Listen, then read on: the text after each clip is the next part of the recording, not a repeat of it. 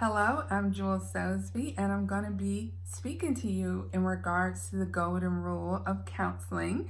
I did agree with the article when it talked about that a counselor should do unto the client as the client would have them do. So I do feel like in counseling and agreeing with the ACA code that we should not impose our values and our beliefs and our disposition onto the actual client.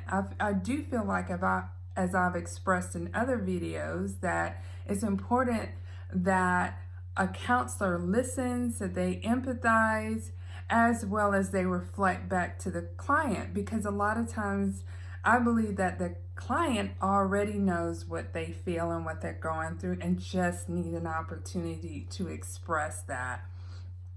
I believe that if a counselor is well informed as well and they're listening to their client, helping them assess what their needs are, it's almost as if the counselor is more of a guide to what the client is going through. So I think that, in my opinion, it would be great for the counselor to have a golden rule of listening, empathizing, and reflecting, so that the client would not feel that the opinions expressed is reflected on the client from the counselor, but that the client is being heard and listened to and empathized with, and feel that the counselor is really there for the client. So I think that's very important.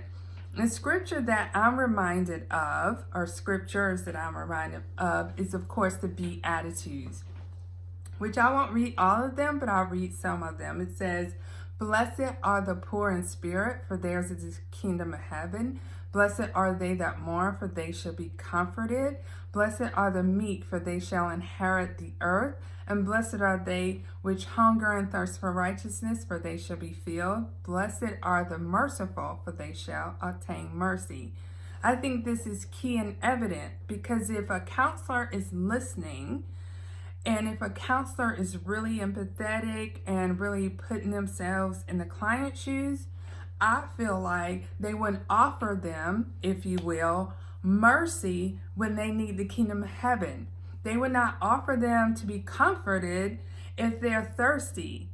They would not offer them, let's say, what else is in here? They would offer them mercy or whatever when they need to inherit the earth. So the bottom line is, I love how my father listens to me, and I love how my father lets me say everything I want to say and everything I want to go through, and he applies to me what's applicable to me and what I'm expressing. So I feel like this is key when the counselor is listening to a client, to be able to really empathize. I think that the golden rule should be listening, empathy, and reflection, because that way you're getting the client is getting back what they need, and they can also express what they need, and you helping to guide them on that journey. Also, in terms of social justice and advocacy, I feel that I have been through a lot of things and can relate to being a single mom. I'm not a single mom now, but I have been.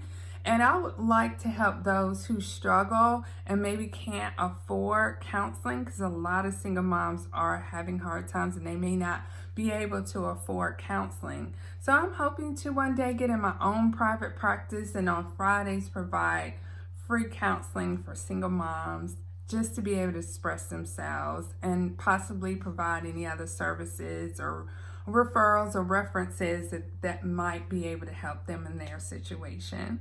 Well, thank you for listening. I hope you have a wonderful day.